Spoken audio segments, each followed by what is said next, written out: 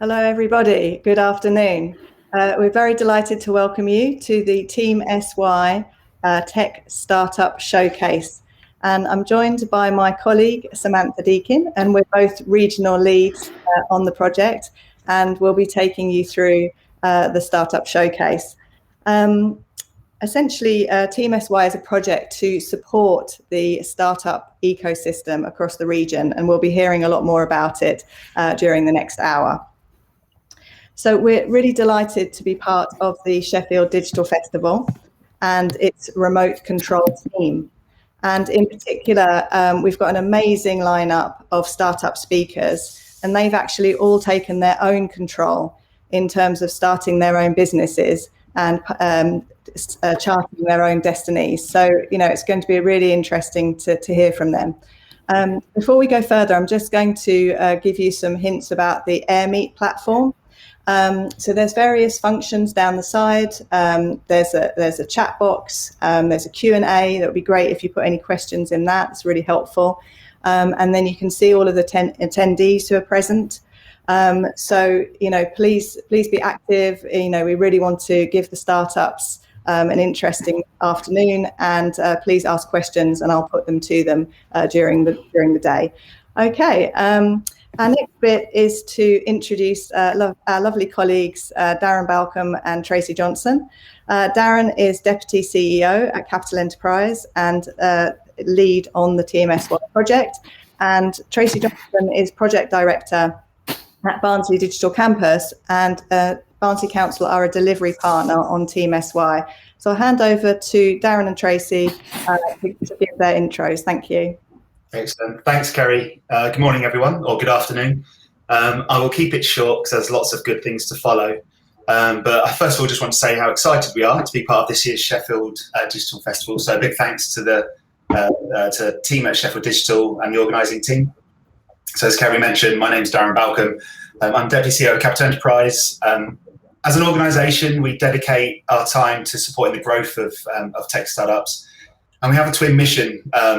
First of all, we focus on enabling entrepreneurs to overcome the barriers that hinder their ambitions to start and scale a tech business. And the second, we act as a body to help the organizations that offer the specialist support to startups to enable them to operate and deliver that support to startups across the UK. And so just to set out the stall for context, we operate in areas where we can add the most value. And the Team SY project typifies our work in capacity building the UK's tech startup ecosystem. So South Yorkshire's tech sector has made really good progress in recent years with the likes of the physical assets such as Barnsley Digital Media Centre, Collider, support programmes from Sheffield Tech Parks, IoT Tribe, to name just a few, and not to mention the work led by the academic institutions such as University of Sheffield and Sheffield Hallam University. And we can also celebrate the successes from homegrown talent such as alumni who raised 1.2 million last week, accessing securing pre-seed funding rounds. However, the South Yorkshire startup ecosystem when compared to active startup hubs. And so through Team SY, we aim to generate a critical mass of activities that can raise a lasting interest from both the businesses and investors, and to go some way to embed that culture of acceleration and investment in the region. And in doing so, we hope to create a coherent offer to entrepreneurs in the region and for those who are considering South Yorkshire as a destination for their startup. My colleagues Sam and Kerry will share more on this later. But that's why we're delighted to be working with Barnsley Council on the Team SY project. And so that's a nice segue to hand over to Tracy, who leads the work at the Barnsley Digital Media Centre, to share a little more. Thank you, Darren. Very seamless introduction there.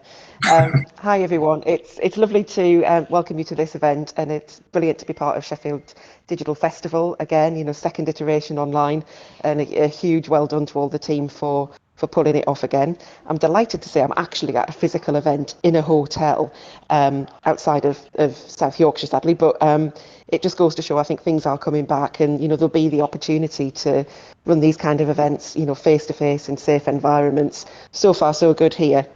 This isn't the grandeur of my home, sadly, but it's a fantastic opportunity for us to talk about Team SY today. And just to give a little bit of context, at the DMC we are all about collaboration, all about supporting that collaboration within the businesses that we have at DMC, but also collaborating with people like Darren and the team at Capital Enterprise to bring really, really good stuff into the South Yorkshire tech ecosystem. There are some amazing assets in this region, and we're on the cusp of really, really big things. At DMC, we have companies doing fabulous things in cyber, in IoT, in fintech, and that's something really special to be celebrated. And across the whole Sheffield City region, there's some hugely exciting opportunities. The work that Twinkle Hive have done in terms of developing their own business, but really reaching out and supporting entrepreneurs of the future is to be hugely commended. And the ongoing work that Collider and Sheffield Tech Parks and lots of others do to create a real home for technology businesses in South Yorkshire is something really powerful. For Barnsley, it was really sort of, horrible phrase, but a no-brainer to get involved in a project like Team SY. We'd benefited ourselves from working collaboratively with our stakeholders over the years to develop out the idea of what DMC could be, this home for technology businesses and clever minds and brilliant ideas, and how we support that. And part of that work has been to get together with organisations like Capital Enterprise to get under the skin of what makes an ecosystem tick, and to think about the role that both the public sector and spaces and people and everything else plays in developing that ecosystem.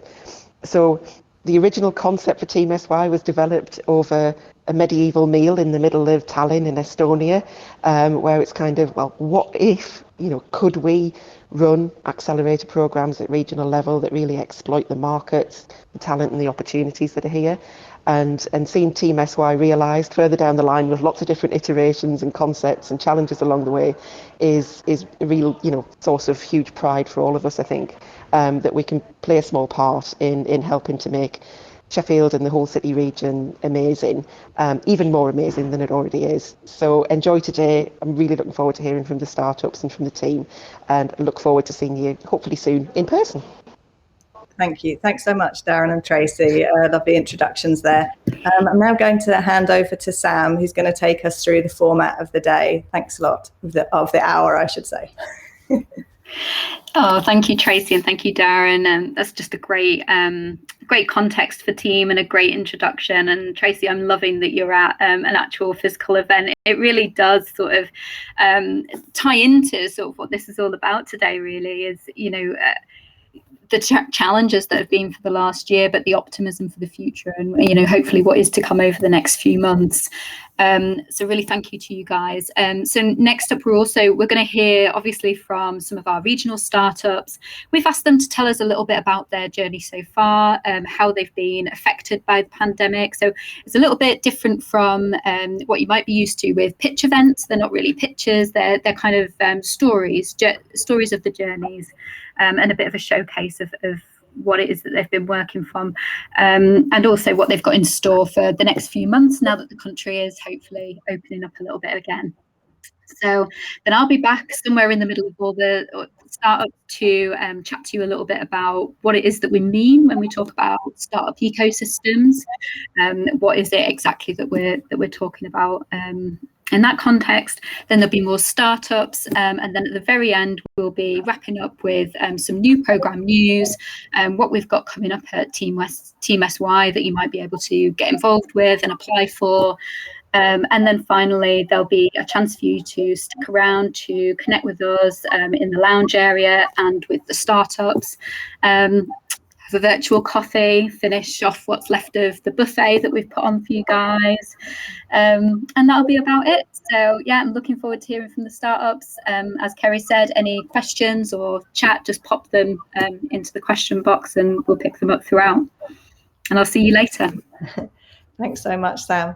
So now we're going to kick off with the first lot of startup talks, and they're the industry-facing talks from Robin Hartley of ForgeRaw Manufacturing Analytics and Nukez Ahmed from Twin Dynamics. So those the talks will run, and then we'll have some Q&A, and then go to our next two talks. Okay, thanks very much. Ben, over to you.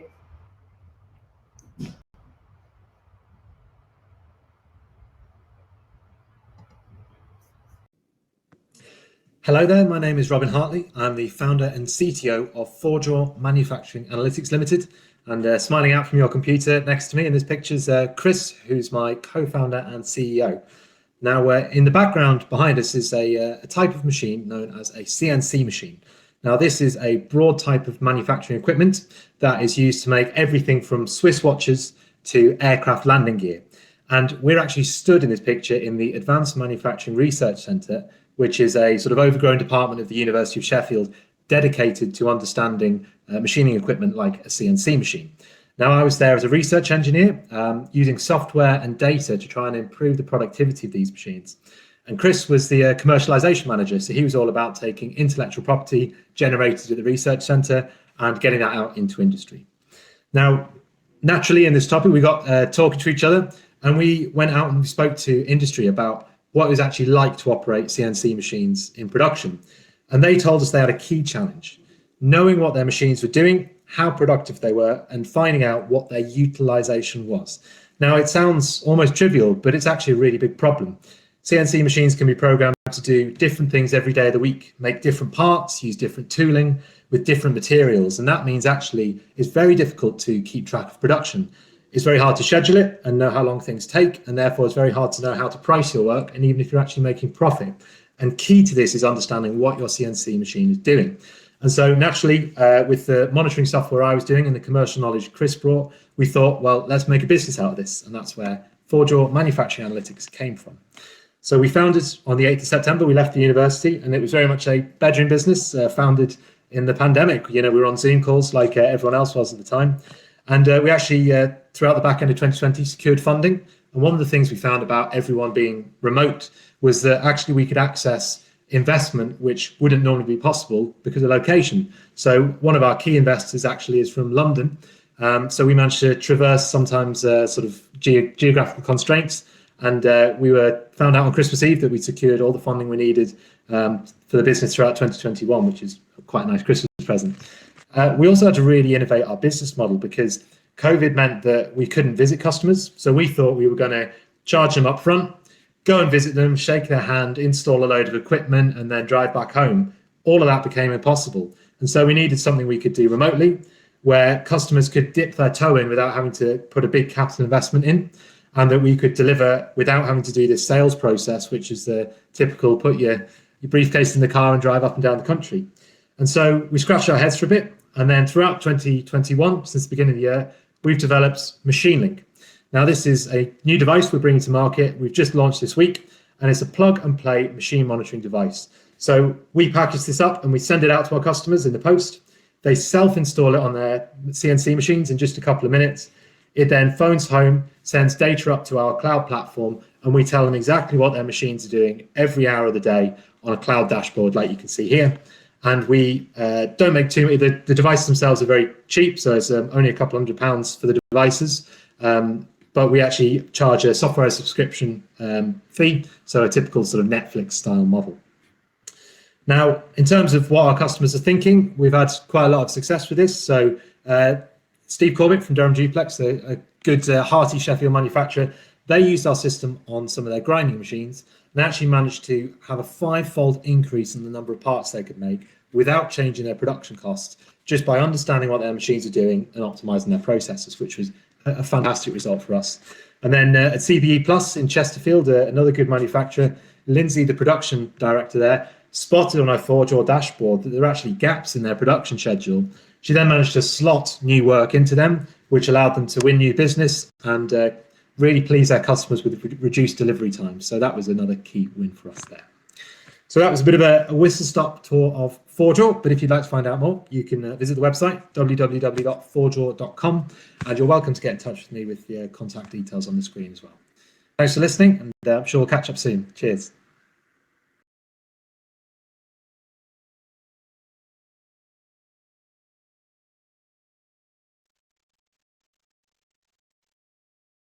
Hi, my name is Dr. Nokhiz Ahmed. I am the managing director and co-founder of Twin Dynamics, which is Barnsley-based tech startup. We develop physics-based digital twins, which are virtual representation of actual assets. The virtual data helps in real-time monitor assets behavior and predicts failures in very great detail. We are an alumnus of IoT Tribe North Accelerator program. As a business, we are currently focusing on two major questions. Firstly, how does my building space impact my people? And how does my building space impact our environment? Twin Dynamics is providing the digital twin-based services to make indoor spaces safer, resilient to pandemic outbreak, and sustainable. Initially, we developed the digital twin tech for oil and gas and textile finishing machine manufacturing industries. But then COVID hit in March 2020 in UK, which was the biggest challenge. We adopted our digital twin tech to help businesses in managing their indoor workspaces. We received pitching grant, which we have used to adopt our technology towards occupant comfort. Thereafter, we won Innovate UK grant to augment this technology to predict the spread of aerosols in indoor building spaces. We also piloted our adoption in the Diamond Building, Sheffield University, and sixth form building, Barnsley College. We are launching our digital twin-based services to make workspaces, dining areas, premium lounges, and corporate travel safer. We have our first early adopter and in the process of adopting our technology for making their building space smart. We have received immense amount of help, support from Barnsley City Council and Sheffield City Region. I'm very happy to answer any questions later in the event. I will be virtually available on one of the table to have some discussions. Thank you very much.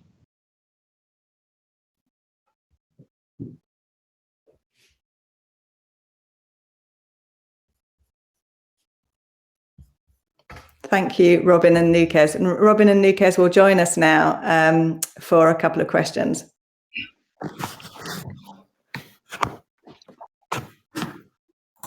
Hi there. Hi, Robin and Nukes. Thank you very much for your presentations. Brilliant. Quick questions for you, very short of time. Robin, it's very challenging to get manufacturers to look at new technology, especially digital. How have you persuaded them to dip their toe in the data water? Very good question. It's a tricky one. I think the key is to make it not about the tech, is to make it about the value it brings to them. I think for a long time, manufacturers have been told that they need to do Industry 4 and they need digitalization, but they've not really known what that's meant for them. And so for us, the key thing we've done is we've made it so there's a free version of our software, so that basically instead of going, we'll tell you all the benefits and you'll believe us and spend lots of money with us, we'll go, you know what? You don't have to believe us. All you need to do is, for us, 180 quid, you get one of our devices, you put it on the machine, and actually you can see with your data a full demonstration of what you can get. And if you don't experience value, then you can walk away, no questions asked. But if you do, which we hope they do, then they can then upgrade to a full subscription of our software. So I think the thing is, let them see it for themselves and put your money where your mouth is. Fabulous. So the proof is in the pudding, as it were. Exactly. With a bit of data sprinkled on top. Lovely. Thank you. And we do have a question which I'll look at shortly. But Nukes, in the meantime, what difference has Innovate UK funding made to your business? That's a really good one, actually. First, we had developed a technology by utilizing some sort of a grant, and basically, obviously, for startups, it's really difficult to actually start with something. Innovate UK has helped us a lot with regards to development of the technology. Presently, COVID is a major problem, and airborne transmission is very difficult to handle. And we have developed a technology utilizing UK's money to solve that problem, to solve the problem of airborne transmission. How could we find what are the contaminated surfaces, contaminated zones across the building spaces? And what I would say is, if well, we have the technology, we have the capability to do, but if resources are not being provided, it's really difficult to do those things. And yes, Innovate UK has majorly helped to grow, to kind of not only develop the tech, but obviously going towards the commercialization as well. Brilliant. Thank you, Nikes. Question here. Great presentation, Robin. Thank you. Just wondered what the maturity of the software was at the time of fundraising. Did you have a prototype, MVP, or version 1, for example? Also, did you have any paying customers at the point of fundraising? Yeah, great question. Very comprehensive. I'd say we were V1, so it was all programmed by me. We didn't have a software team; it was just myself. It started out as research software within the university, and then we spun it out. I sort of reprogrammed it all in my bedroom in sort of weekends and evenings and things like that. And we did have one paying customer at the time, so I'd say it was slightly beyond MVP, but it was very much a consultative sell. We were doing a lot of extra work on top, and also the way we delivered it is it was what I was describing in the presentation. Having to go and do a lot of work on site, maybe weeks of work on site to get them hooked up. So the main innovation we've done now is we've actually not changed the data we displayed too much, because even from the MVP and this V1, because people really liked it, it's all about how can we get it in front of them in the quickest, easiest, cheapest, most digestible way we can, which is where the machine link device, which we can send in the post, has come from. Brilliant. Thank you so much. I'm very sorry we are so short of time, but we're going to move on to our security presentations now, Nikes and Robin. But if you see any questions, please feel free to address them in the chat and also afterwards on the AirMeet tables. Thanks so much. I'll just move on to introducing our next talks. And they come from Melanie Oldham from Bob's Business, and Yuri, I won't try and say that, from Yuri, alarm on it. Yuri can pronounce his surname for us. Okay, thanks so much, Ben. We'll have those.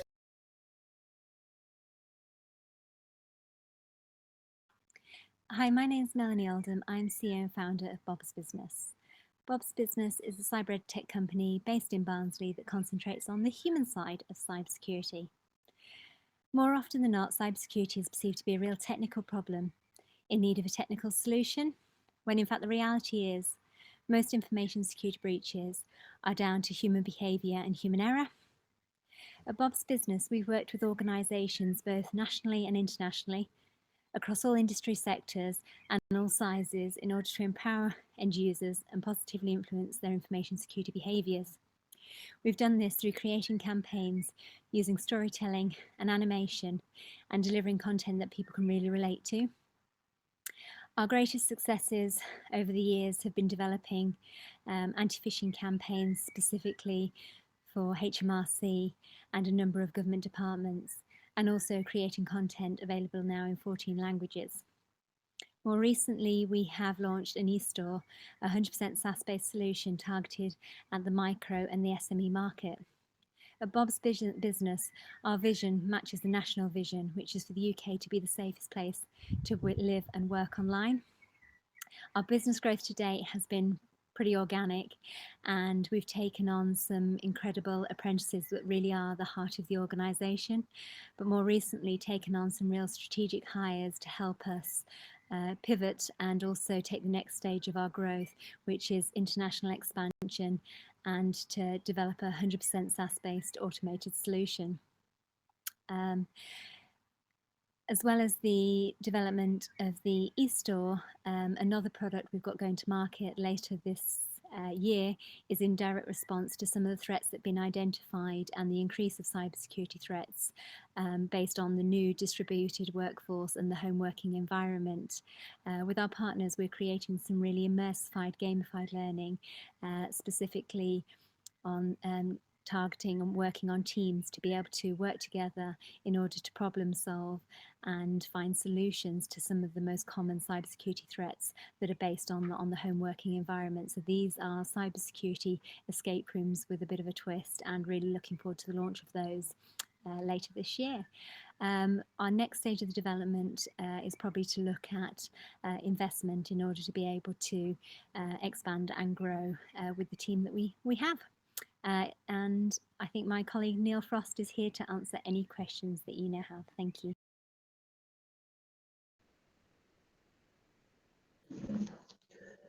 Hi, my name is Jurek Nezer, and I'm a CEO and a founder of a Sheffield tech startup called Alarm Money.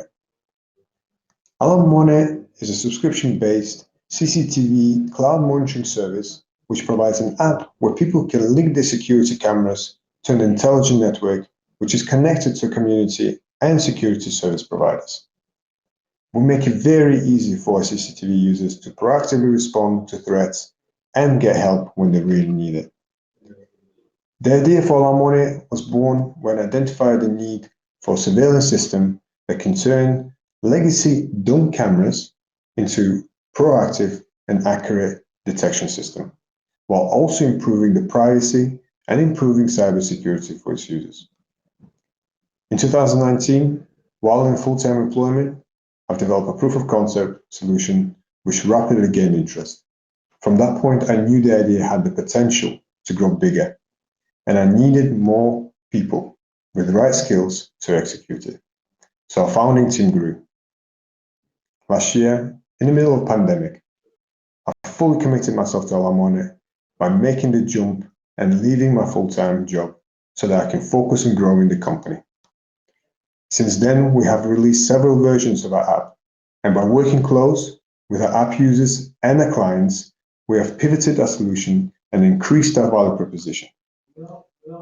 We are now gaining traction and paying customers in the UK, South Africa, Australia, and New Zealand, to name a few. Like most, our business journey has its challenges. To get off the ground, we had to source resources. That includes money, skills, and advisors. Then once we had that, we had to release our first version of the app and establish a product market fit. And it took a couple of pivot points to achieve this.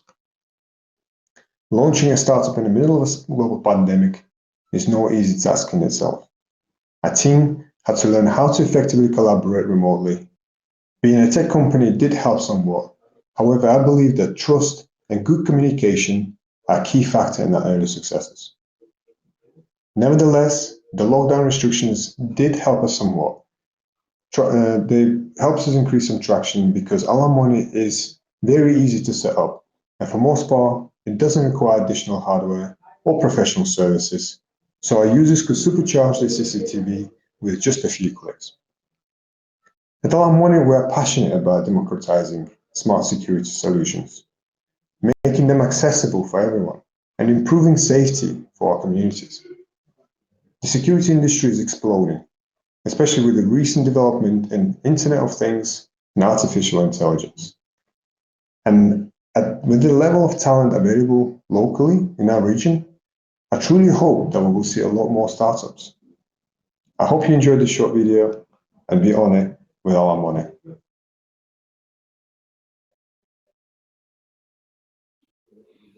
Thank you to our speakers. I think Ben will bring them up now. So we have Neil Frost. Thank you, Neil, for stepping in for Mel. She's actually going into a skydiving competition today, would you believe? So I think I'd much rather have my feet on the ground here. Thanks, Yuri. Yuri, could you please pronounce your surname for us? It's Kniaziev.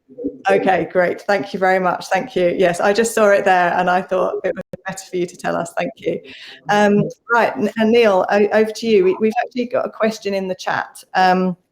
And what it is I know that Bob's Business is really transitioning from a startup into a scale up. And Dominic O'Connor, one of our innovation advisors in the region, has asked, what support programs would you like to see in the city region to help emerging businesses grow? And so I'd particularly ask you that in relation to scale up, is what kind of support would it be useful to have from the region as you go through this transition?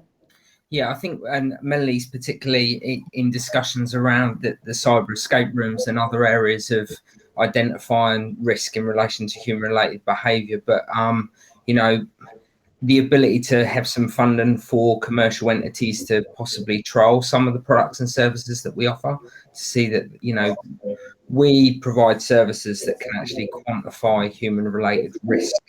So we've finally been able to use behavioural science and psychology to do that, to be able to track for organisations' progress. So the ability to offer trial periods, some funding around that would be absolutely fantastic, so that we can proof point into organisations finally the human-related part of cybersecurity, because it's very easy with technology and processes and policies to track, whereas human-related behaviour has been very, very difficult for organisations. So some funding around that would be great. Yeah, that is fascinating, actually, and I think for a lot of businesses in the region, that kind of test bed facility would be really useful across a whole range of sectors. So that's a brilliant answer, thank you. And Yuri, over to you. Fabulous talk, thank you so much, and huge progress with business. I think what's really interesting to me is a lot of these early stages of your journey have been supported by an existing company in the region, and I just wonder if you could share some learnings about that, because it could be really useful for other more established businesses to help the startup ecosystem. Thanks a lot. Yeah, absolutely.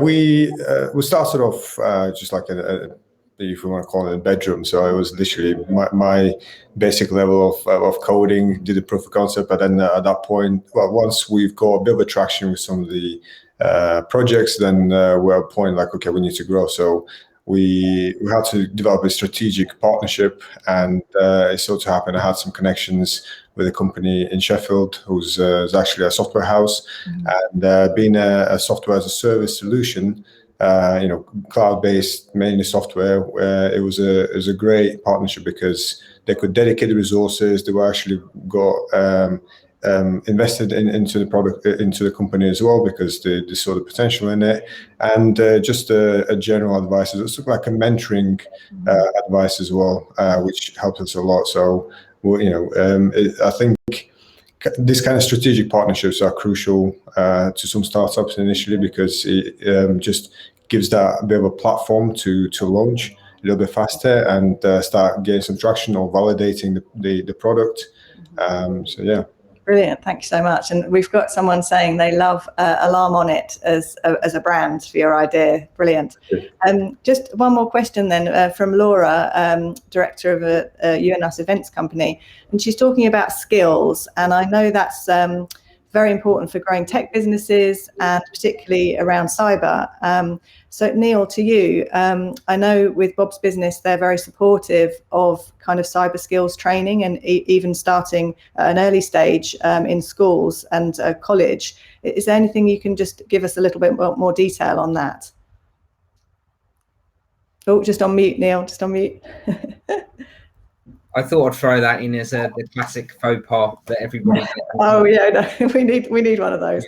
So as a business, we tend to get a lot of apprentices in, and we've got people that have been with us sort of 5, 6, 7 years who have progressed. But yeah, we work with academia in a big way to develop programs, and then currently in the Offing we are looking at developing a level 3 apprenticeship program around cybersecurity, and make that completely online for people, so that obviously we can get more traction outside of the universities and colleges to be able to do things online.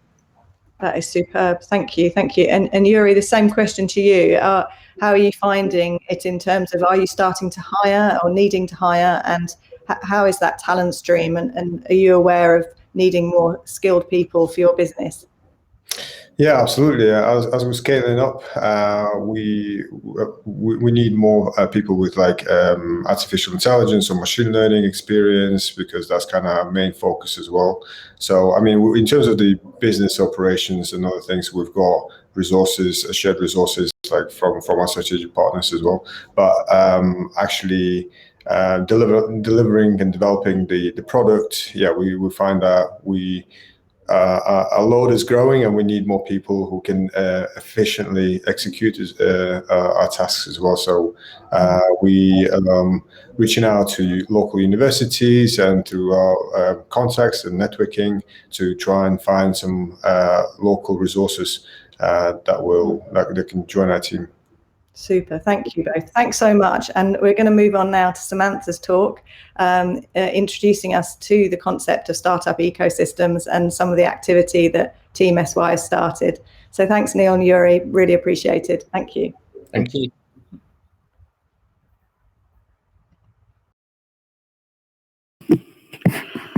Hi everybody, me again. You might remember me from half an hour ago in the introduction talks. I'm just going to share my screen with you, see if we can get me presenting. Let's see. Ta-da. Okay, hopefully you can see my screen now. Excellent. Alrighty. So I'm Samantha Deakin. I'm one of the regional leads for Team SY. And so Kerry and I have had a lot of virtual coffees over the last few months with all kinds of players in the tech and startup world across South Yorkshire. And when introducing Team and how we can make an impact through this project, and then oftentimes today as well, and just sort of in general conversation with people, we often talk about an ecosystem approach. And you may have come across the idea of startup ecosystems, tech ecosystems, innovation ecosystems. But today I want to cover a little bit about what we mean when we talk about ecosystems, and why are ecosystems important to the startup community. So I guess people mean maybe slightly different things when they talk about ecosystems.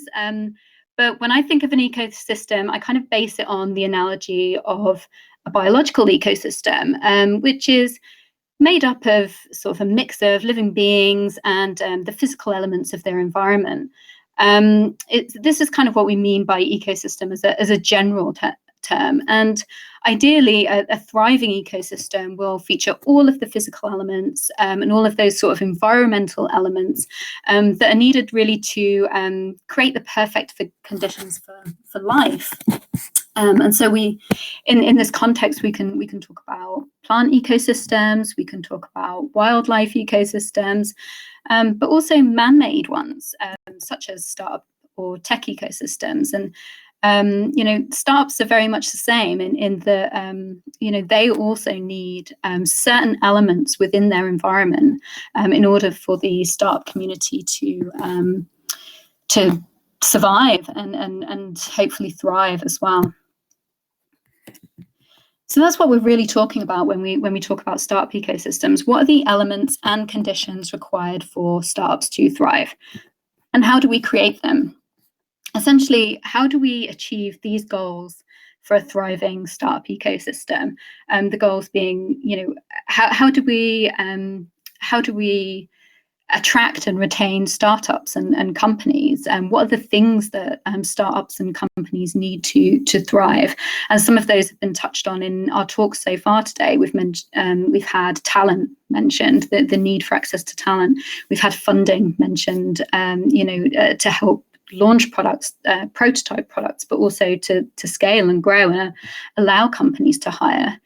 How do we build programs and resources to promote entrepreneurial momentum and mindset throughout the ecosystem, making sure that we're supporting the entire entrepreneurial stack from having ideas and supporting entrepreneurs to have ideas and to work on them to make those ideas happen, right the way through to raising investment, to growing, becoming sustainable, or potentially exiting the company. And then I think probably most importantly for me, like, how do we create opportunities to make sure that all of these elements of the ecosystem are connected? How do we not only make sure that these elements exist, but how do we make sure that they're interacting with each other? An ecosystem is really only as strong as the parts within it, but also the information that flows between those parts, both the number of interactions and points of communication, but also the quality of those interactions. And then also, another goal being to market the region as a startup-friendly location, which is much easier to do if it is a startup-friendly location, of course. And I think what it boils down to really is to what startups need.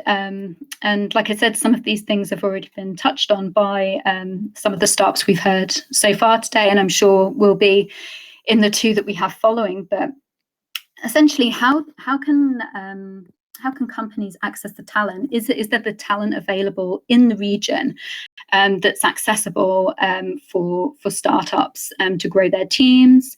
Not just at the beginning, not just access to early talent, but then also is there C-level staff available further down the line? Startup culture is incredibly important. Do we have a culture in South Yorkshire that encourages entrepreneurship and having ideas and doing something about them?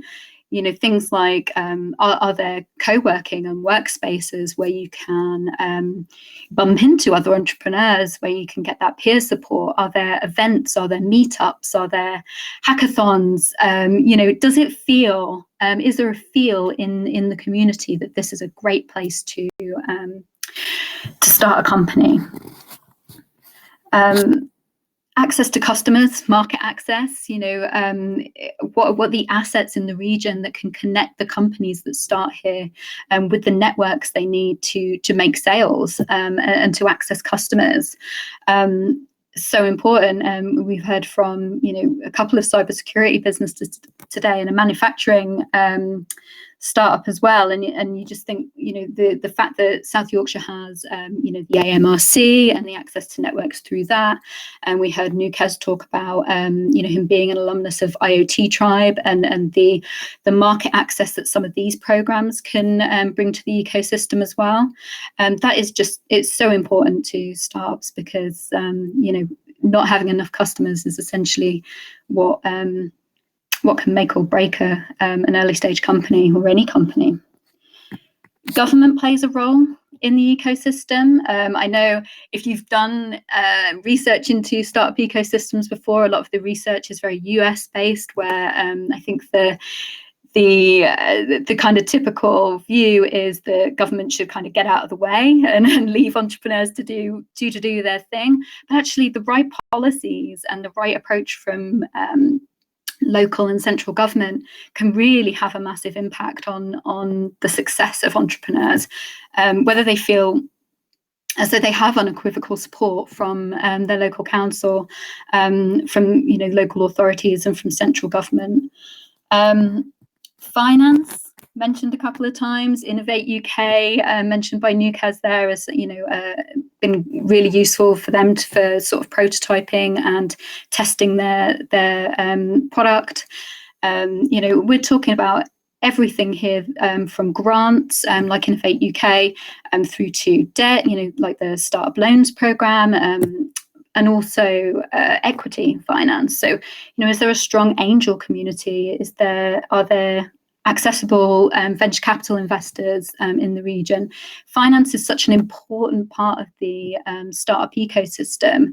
That actually a lot of startups, when we're talking about attracting and retaining startups, startups may feel if there's not enough finance in the region that they have to go somewhere else in order to raise the capital they need to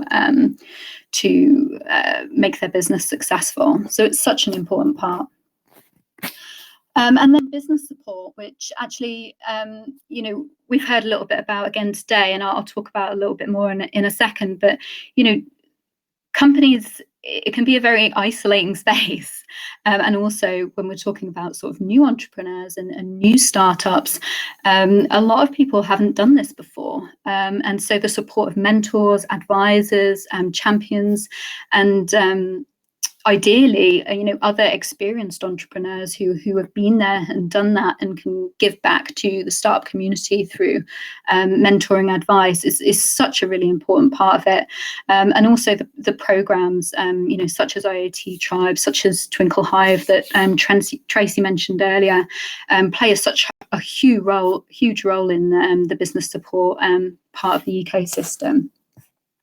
And I guess just to say that all of these things, when all of these things are present within an ecosystem and they're all connected to one another, which is sort of a critical thing really, that the entrepreneurial ecosystem can start to support itself to a certain extent, and the ecosystem can support the life of the startup community. So I'm just going to leave you with a little bit of what that looks like in South Yorkshire. Essentially, what does the startup ecosystem look like in South Yorkshire? And you can see from from this visual that there are a lot of people involved in the South Yorkshire startup ecosystem. You've got your council and your policies at the bottom. You've got your programs and your business support in the top right there, and that's covering. We've got to pick out a few. You've got the Launchpad program that is sort of generic early stage business advice that is available across Sheffield, Barnsley, Rotherham and Doncaster. You've got the IoT Tribe, which is an accelerator program. You've got Twinkle Hive that has really started as a really successful edtech company in Twinkle and has spun out a support program out of that, and is now building on lots and lots of pipeline support for very early stage startups in edtech and social impact, and is having a huge impact on the startup community. And then obviously you've got your workspaces, and in the middle there, exactly where they should be in the centre, is our notable sort of startups and scale-ups in the ecosystem. And I think I wanted to put this together not just to show what is available, but also to show how challenging this can be actually in terms of how complex this is. There's so many programs, there's so much stuff going on to a certain extent, that sometimes the real challenge is for entrepreneurs is to navigate their way through this web. And this is when we come back to sort of the connections between these dots, like how can we help you connect? And I guess Team SY's role in this is to have a look at what's already available, have a look at the potential ways that entrepreneurs could journey through all of these services, figure out through that, what is missing from this environment, what's missing from this ecosystem that we might be able to bring to the region in terms of programs, but then also how can we support startups directly in their journey. So we're doing this a couple of ways. One is that, generally, three ways I would say. We're having conversations with everybody and trying to make sure in a very organic way that everyone knows what everybody else is doing in the ecosystem, which is no small task. We also have a funding element to Team SY, and all of our funding is for programs, and so that's where we're sort of identifying gaps in the ecosystem. We're looking at, okay, well, how can we part fund the operational costs of new programs, but also existing programs to either increase their capacity or come and land in the region and provide that support in the region for startups. And the third way that we're helping is basically to have a fairly open door policy for startups in the region, to say to you, look, we have a really good understanding now of the ecosystem, of all the support that's out there, and we're here to help you. So, if you're looking at this and thinking, oh my word, I don't even know where to start for my stage of business or the type of business that I'm in. What I would say is to invite you to reach out to us, to get in touch with myself and Kerry, and hopefully we can help guide you, be your tour guides through the Sheffield startup ecosystem. So I hope you know a little bit more about what we mean when we talk about ecosystems. I'm going to hand back over to Kerry now, and look forward to the rest of the presentations, and hopefully catch up with some of you in the networking later. Thank you very much. Thanks so much, Sam. Fabulous overview there. Excellent. And it's reminded me that I forgot to tell everyone that there's this reactions button at the bottom with a little smiley face. And so we can say, brilliant, thank you so much. So yeah, we should have been doing that for all of the startups. So apologies, I'll remember for next time. So we're going to move on now to our final two presentations. And they are more sort of B2C in a way, more consumer facing or more people facing. And they include Parent List, and that's with Lowe presenting, and Natter Hub with Manjeet Sareen. And I should add actually that we're probably running over about 5 to 10 minutes. So if you are able to stay with us, that would be wonderful. Thank you. Right, and Ben will bring up the next presentation. Hi, I'm Chloe Lowe. I'm a strategy director and former head of digital at an agency in Sheffield. I'm also the founder of the Parent List app. So in 2018, I set out to build an app with the single aim to help manage the mental load of parenting. As a busy mum of a then 5-year-old with another baby on the way, I know only too well the juggle that comes with pursuing your own passions and a career whilst balancing that with the mental load and that invisible load of parenting. So the app itself contains nearly 200 checklists and videos around lots of different topics, from what to pack when you're going away, to food ideas for fussy eaters, or play activity ideas for rainy days. The content in the app has been designed to be short, bite-sized content that's easy to absorb, easy to understand, particularly if you are a sleep-deprived or stressed-out parent. There's also some premium content and functionality too, including short movement videos, 5, 10 and 15 minutes, some short breathing exercises if you want to feel calm or feel energized, and some meditations too if you want that extra bit of calm. I know all too well the additional pressures that being a parent can add to our mental health. So I have a long history with mental health issues. Having suffered with depression and anxiety for over 20 years, it is a part of who I am. I was susceptible to prenatal and postnatal depression, and experienced the real highs and the lows that you do experience during pregnancy and certainly beyond. So my own experiences with mental health certainly drive my ambition with this project and underpin the purpose to help all parents maintain that positive sense of well-being, whether they suffer with mental health concerns or not. So during COVID, when the world slowed down, I was on maternity leave, I finally saved up enough money to develop the app, and so it began. So we are currently in development. We're due to beta test in the next couple of months with a launch date planned for the middle to end of 2021. So it's a really exciting time for Parent List.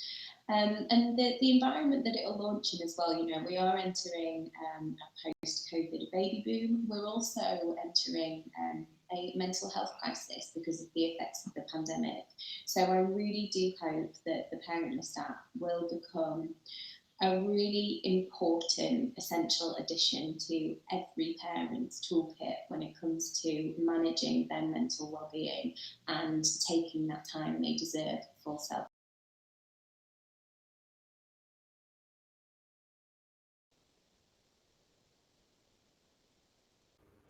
Hi, my name is Manjeet and I'm the CEO and co-founder of Natter Hub. Just wanted to spend a few minutes and just share a little bit about who we are and our journey over the last year. NataHub is a gated educational social media platform exclusively for primary schools, so for children 5 to 11 years old. Our sandbox environment looks and feels like social media, but it's gated to the classroom, and it's been designed to work in the learning style that most children prefer through structured play. Children learn by doing, and that's why we've created this platform. The focus of our business is education. NataHub is the education before children venture unaided onto the internet.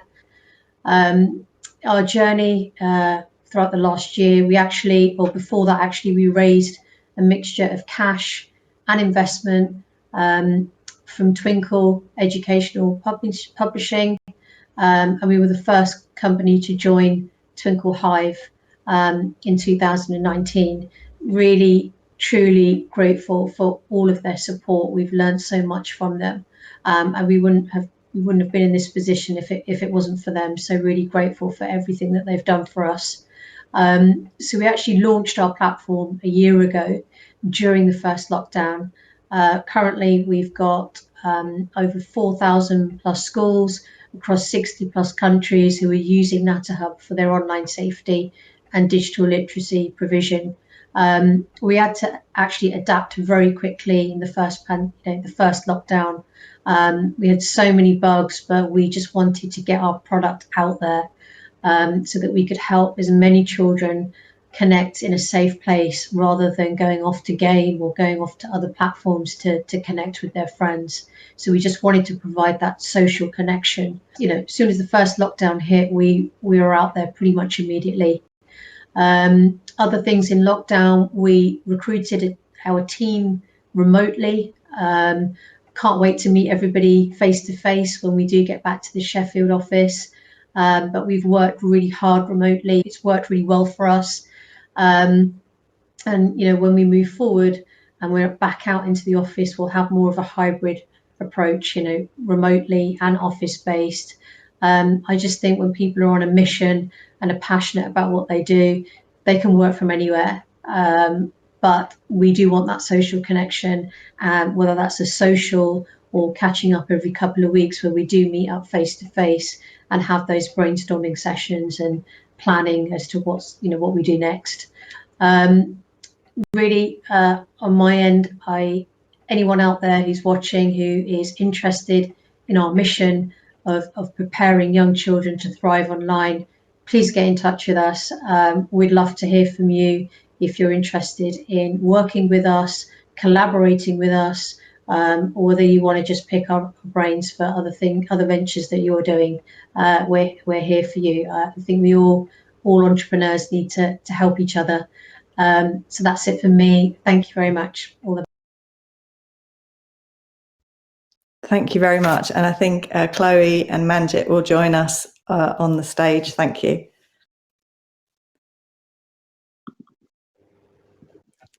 Chloe, welcome. Manjit, welcome. Thanks so much for your talks. They're very heartfelt and I think probably struck a chord with many people. So thank you so much. So some questions. Manjit, I was fascinated to hear about your very fast progress. Wanted to know, how did you really achieve this geographic reach so quickly and during a pandemic? What were the key aspects? I think firstly it was a product that was definitely needed. I think obviously when the pandemic hit, children needed to connect safely, and we had the product. We were doing it. We had that ready. For us to get the reach it's really been because of Twinkle and their market reach. Mm-hmm. I think it would have been very different if we weren't with them when we did it alone. But by having our product that was nearly ready and their marketing and their channel, they're in so many schools. It was amazing to use that on social channels, connecting with the schools that are obviously already on board, Twinkle customers, and sharing our product. So I think really it's down to, I have to give them credit for that. For us, we worked hard on the product, and like I said, it was really difficult because it wasn't even ready, but it was like, okay, forget perfectionism, just get it out there. And it was needed because children were just jumping on, their tech, to talk to their friends. Adults were dealing with their own things. So we just wanted children to just, have that social interaction. So, we had sign-ups right from day one. It's really superb, and I think it really demonstrates the going with your MVP and seeing what happens, and actually supporting that approach that a lot of tech advisors say is the best way to get that input quickly. And also really interesting, like Yuri has had support from an existing organisation in the region, how Twinkle and Twinkle Hive have been able to support you. I think that's a really good lesson for us regionally. Brilliant. I'll move to Chloe now. So Chloe, you've had to actually kind of be saving your own money and making things happen for yourself, which is pretty challenging, and you haven't had that support yet. What difference would kind of startup funding and some dedicated kind of money, what difference would that have made to you? It's an interesting one, because what started off as a passion project, it feels still like it is a bit of a passion project with a lot of potential. Had I been in a situation where I had startup funding, then it's likely that I would have left my job. So I'm currently juggling the two at the moment. I work 4 days a week as a strategy director.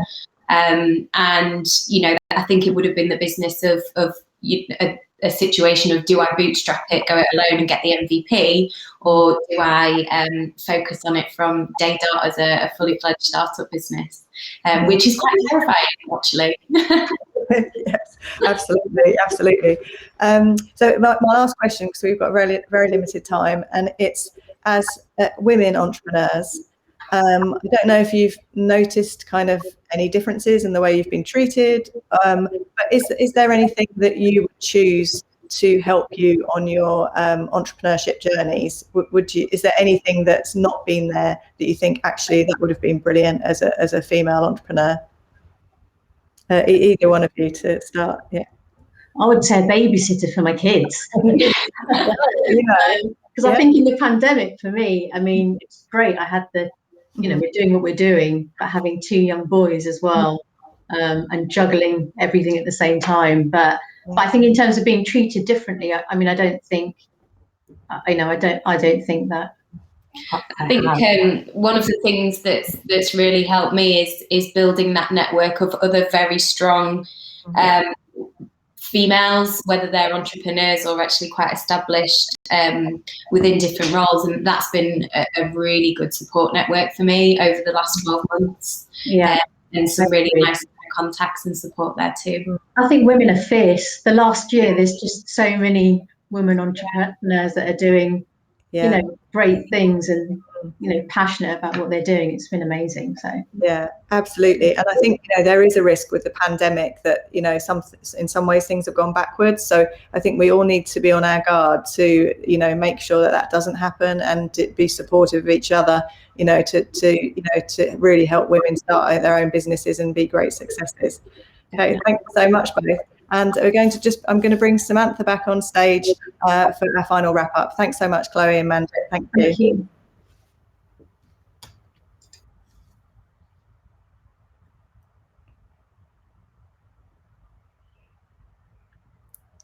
Sam, hi, welcome back. So we're just 4 minutes past 1, so we're going to do a very quick wrap up, saying what's coming from team.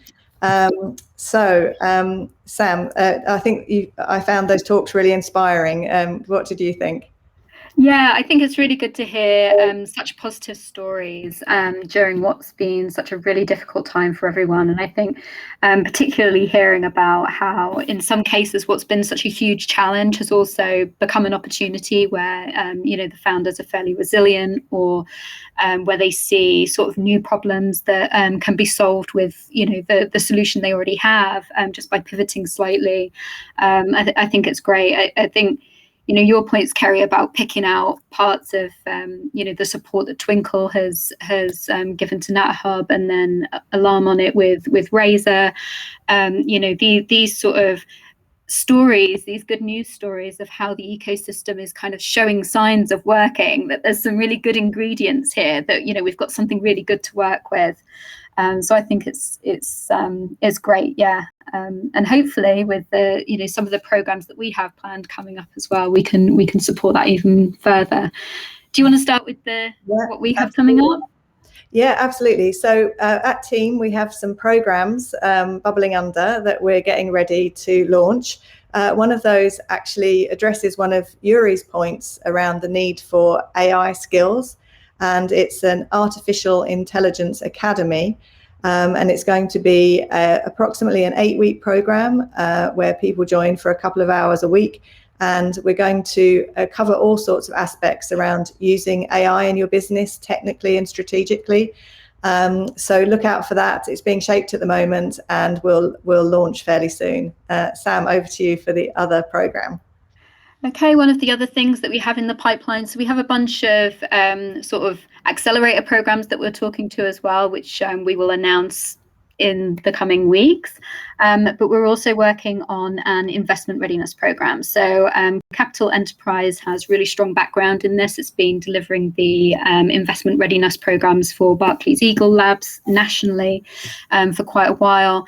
And so we're putting together or we have put together a curriculum over, I think, a 4-week period that aims to tackle sort of the education gap around particularly equity finance. So this will be really useful for any startups who are considering raising in the next sort of 6 months or so. We'll explain sort of angels, venture capital, how that all works. And not just pitching, but how to make your business essentially an investable business, not just to appear investable, in a pitch deck. So those programs, both of those, hopefully be launching around the early summertime. And so really, what we would say is stick around and talk to us in the networking if you're interested in learning a little bit more about anything that we've talked about today. But we'll also put a link to a form in the chat. So if you want to find out when these are up, when these programs launch, any other updates that we have from the startup ecosystem, sign up through that form. It'll add you to our list, and we'll keep in touch. So yeah, thank you very much. Yeah, lovely, Sam. Thanks a lot. So thanks again, yes, to all our wonderful speakers, and to you, the our attendees, for joining us. And now, if everybody wants to stay, or it's totally optional, but we are going to move on to the Air Meet tables in the lounge, where we can catch up with people and ask any further questions to the startups. It's going to be quite relaxed, so if you see someone on a table, come and join us and have a chat. Okay, thank you so much, everyone. All the best. Thank you, everyone. Bye.